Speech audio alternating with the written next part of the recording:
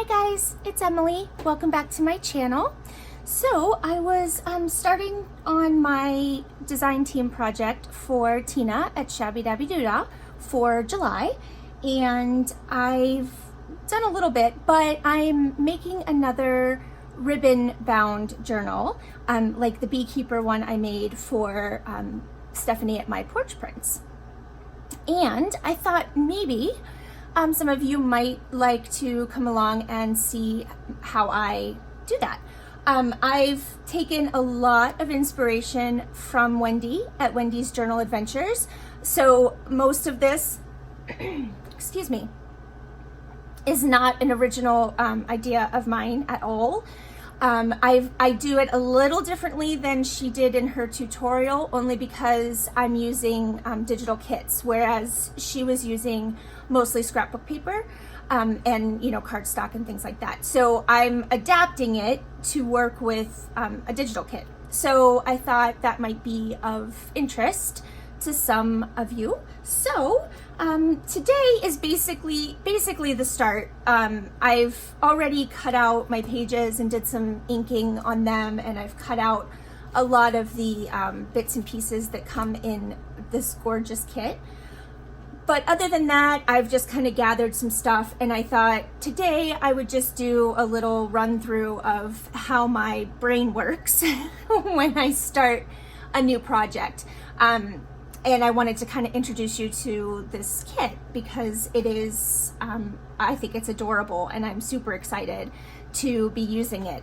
It is called Dr. Dolittle's Diary, and it's just so whimsical and fun and bright and childlike, and I just thought it would go perfectly as a ribbon bound kind of journal. So that's why I decided to do it, and I enjoyed making the beekeeper one, so I wanted to do it again because it was a lot of fun. Anyway, so I just thought I'd kind of show you some of the background pages from the kit and how I'm, kind of putting them together and what I'm going to do with them. And I've also cut my chipboard pieces, so I thought we would talk about that a bit. So I've got a lot of stuff going on here. I am going to move this pile so it's not so distracting. And I will show you, these are the inks that I have used to do distressing on the background pages because they just go perfectly. So we have peacock feathers, spiced marmalade, sponge sugar, and shaded lilac. They just look great with the colors in this kit, so that was perfect. So I just wanted to show you that. And also I wanted to point out that all of the flowers in this kit, Tina watercolored all of the flowers herself. So those are original art from Tina, and I think they are just beautiful.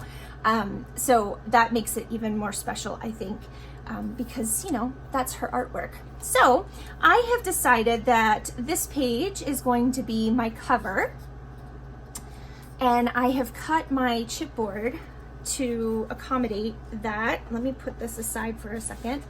So the pages in the kit, when you print them out, just the way they come, like I didn't do borderless printing for this. I usually do with her kits, but I didn't for this because I didn't want it to be a really, really large journal. So when I just printed it out the way that it came in, I fit it to my paper size, which is 8.5 by 11. They actually print at, let me get the dimensions here. Well, when you cut them in half, they are 7 5/8 inches tall and 5 3/8 inches wide. So I cut my cover bigger because I want everything, to fit inside. So this is chipboard. It's pretty stout. I mean, it's, you can't really bend it. It's stout. I bought a huge sheet in the framing department at Hobby Lobby. I can't even guesstimate. It's probably like 2 feet by 3 feet. It might be even bigger than that. it seemed like a good idea at the time to buy it that way. It is incredibly difficult, at least it was incredibly difficult for me to cut it down. I had a lot of struggle with that, but it was the only, I don't know where to get this stout chipboard in sheets that are more appropriately sized. So I would love if someone could let me know where to get that. I have a ton of the stuff that's, you know, more flimsy, and that's easy to come by. But this, I don't know where to get this. So it seemed like a good idea. The price was right, and I'll be able to, you know, get a lot of pieces out of it. But it was quite a struggle for me to cut down and keep it straight. So you're lucky that it, you know, it was a good thing that I did not film that part, because it was not pleasant. So anyway, that being said, I am using the sturdier chipboard for the cover, the front and back cover, and I cut it to be 8 1/4 by 6. So everything will fit inside beautifully with those measurements. So I do need to paint this. I'm not going to leave it this color because there is a border. And I have decided, so this will be my front, and then this will be the inside. How pretty is that? Of the front cover. And then this will be the inside of the back cover. And then this is the back cover.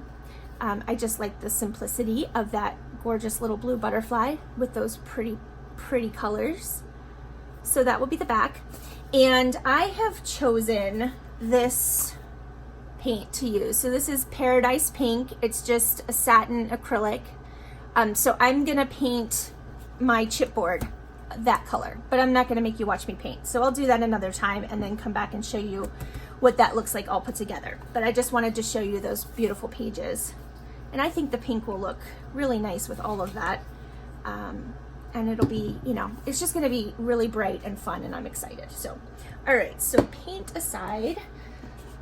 Now, what I do as well, and this is Wendy's idea, not mine, there will be like 3 signatures total. So I take 2 pieces of a lighter weight chipboard, and this actually came out of some postage stamp packages that I bought at Hobby Lobby. It's got this great chipboard in there to protect the stamps. Not only that, but all of the stamps come in these awesome glassine bags. So, I mean, it was a win-win-win because they were on clearance. So I got a ton of postage stamps that are awesome. I got a chipboard piece in every package and a glassine bag. So, I mean, it was, yeah, I was super excited. My husband didn't quite understand. I may have been more excited about the glassine bags than I was about the stamps, but you know, a lot of you will understand my crazy. All right, so I make 2 divider pages that will separate my signatures. And basically I cut the chipboard to the exact size of my pages this time. So 7 5/8 tall by 5 3/8 wide. That way I don't have to paint this. I can just ink up the edges and they'll just be nice little divider pages. So I've chosen this page and cut it in half for 1 divider. And then this adorable page with these owls, oh my gosh, as my 2nd divider page. Okay, and then with the rest of the background pages, what I do is we're gonna have 3 signatures. So I was left with a great even divisible by 3 number of 6, so yay. Is I cut them out, I inked them, I fold them in half, and I'm gonna sew around the 3 edges. And these will be pages. There will be 2 pages like this in each signature. Okay, so we have this gorgeous page. I love the little animals in this kit. Oh my gosh, as soon as I saw this kit, I was in love. Look at that, how cute. So the front of this will be rather, you know, plain, but we will I might even put it in this way. Usually I put the outer edge, but I might do this one this way. That makes more sense, right? So I need to remember that when I'm making the, we'll get to that in a minute. And then there's this one with the beautiful watercolor flowers down the middle. And that'll be really pretty. And then this one. And this one. And finally, the adorable little owls. So cute. So what I will do, again, not on camera, but I will like zigzag stitch probably just around those three sides to make it a page. And then, so we have two like that in each signature. And then we will have 3 envelopes, and the ones that I have pulled out, well, this one was actually in my stash, this gorgeous hot pink color. So that one will be one that we use. And then this one I made with my, with my envelope punch board. I haven't even glued it together yet, but I loved the little, the lilac color. I thought that would be pretty. And then my son just recently gave me a bunch of his base string packets, and they're great little envelopes.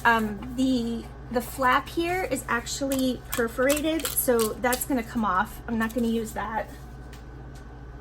So it'll be more like an open envelope, but I'm also going to cover this entirely. So this won't even, you won't even see this anymore. But I really liked, it's just a nice paper envelope.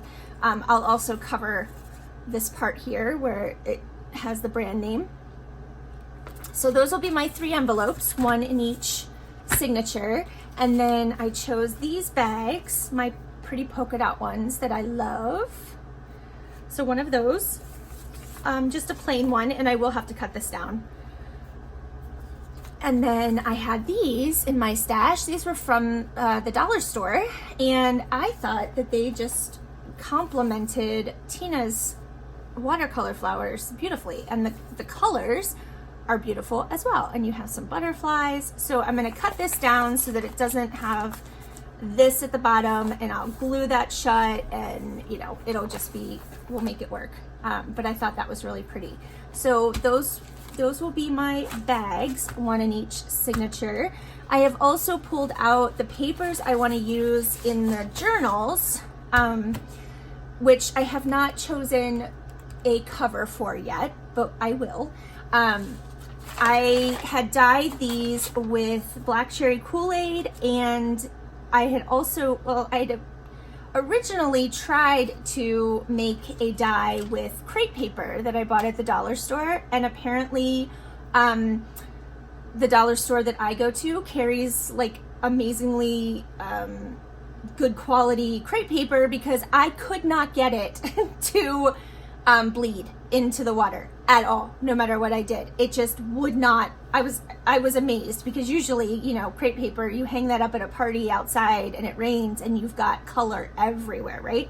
So my crepe paper was way too, good of a quality, so it didn't work. But I left it in the water when I added the black cherry Kool-Aid, and so when I pulled it out of the water, there were pieces stuck here and there of some purple crepe paper, and I think I had some red in there too. So I left that on while I baked it, and it made these beautiful little splotchy spots. So I thought that was perfect for this as well, because the pink and the purple, and I love just that almost looks like marbled. I don't know how it came out that way, but I love it. So I just pulled these out because those will be the insides of the 3 journals that I make. I'll probably add some other paper too, but I knew I wanted to use that, and that's the last of what I have. So I'll have to make that work. And then I also had 2 pieces of this beautiful dyed paper that was given to me by my friend Pat. I'm not sure what she used to make it, but it's a gorgeous purple color and it has spots on it, and I love it. So I only have 2 pieces, so one of the journals will not get a piece of that, unfortunately, but that's how it works, right? When we've got stuff in our stash. And then I also did the same technique with the black cherry Kool-Aid on some coffee filters. So I pulled those out as well in case I want to use those. I also pulled out my fabric washi stash from my friend Lisa at Handmade from Lisa. I have not used any of this yet because I'm hoarding it. Because it's beautiful. However, a lot of the design, the designs and the patterns kind of go with what I'm doing here. Definitely this one here. So I probably won't use any of the others in this project because I'm going to continue to hoard this, but so pretty. So you can check her out. She's listed over in my favorite channels on the right hand side of my YouTube channel page. And you can go check her out. I think she still has fabric washi in her Etsy shop. She doesn't have this particular kind anymore because she sold out, but she has a different set of patterns. So anyway, I pulled that out because I need to use it because it's so beautiful and the colors just kind of work with this. So that is here. I also have the beautiful blue and purple tulle that she gave me in Happy Mail, and those colors also work really well. And, I just kind of have my mess going on that that happens when I start a new project. So I haven't cut everything out here yet, but I'll just show you a little bit. These are the fussy cut pages that I have not cut out yet, but I will. How cute are those? And then I have cut out all the other elements that come with the kit. So, you get these lovely border strips, and I'm probably going to use those as the little spine pieces, and I'll show you that when we get there. And just everything is so pretty that Tina does, and she gives you so much stuff. It's just awesome. I haven't inked any of this yet, but these little postage stamps I fussy tore, and I think they're gonna look so cute once they're inked. And then yeah, I mean, just there's so much stuff in this kit. It's just amazing. Just these little tiny things, and then these circles and banners and these little journaling spots. I love these in different sizes, like journaling cards, and just so much stuff you get. And yeah, so cool. So these will be used, to decorate later after I've put everything together. There's a ticket that I haven't completely cut out yet, but look at this invoice. Look at how cute that is with that bird. Oh my gosh. So yeah, I'm just kind of getting started and just starting to decide what I want to do. So what I'll probably do is stop recording today here, and I will do the painting, I will do the sewing, I'll do some of the, some of that stuff that you don't want to watch me do. Look at this teapot. How cute is that? And then I'll come back and we'll start putting everything together. But I just wanted to show you some of the pieces beforehand. So look at these. Oh, how cute. I love these colors.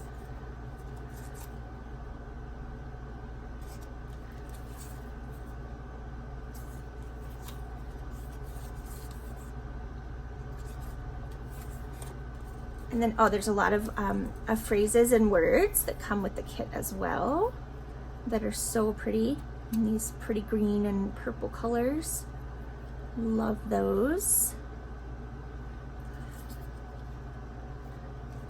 I mean, look at, there's so much here.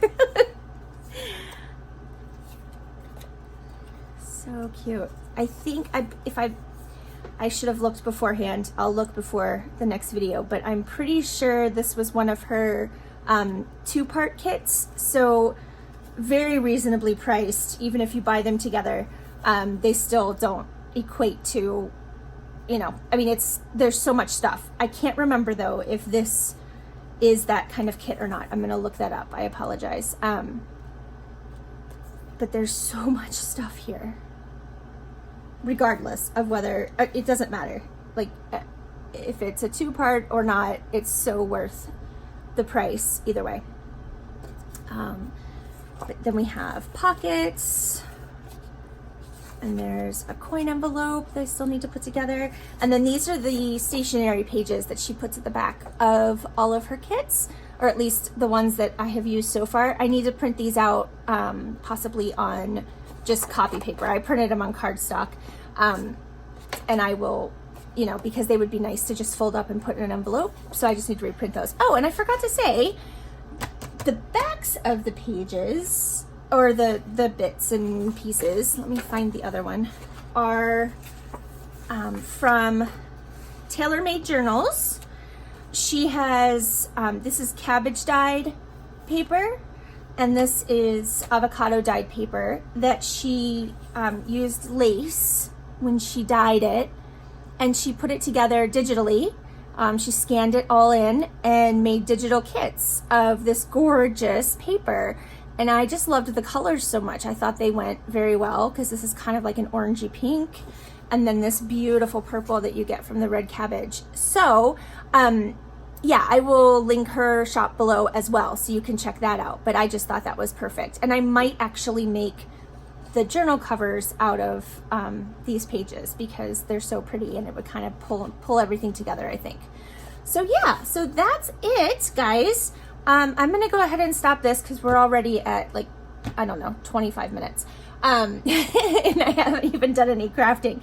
And I'll get all that, you know, nonsense done off camera, and then I will come back and we'll start putting stuff together.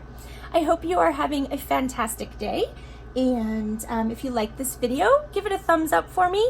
And remember, if you have a source for thick, sturdy chipboard sheets that aren't, you know, 3 by 4 feet, I would love to know where I can get some. So you can just give me a comment below. I hope you have a fantastic day, and I will see you next time, guys.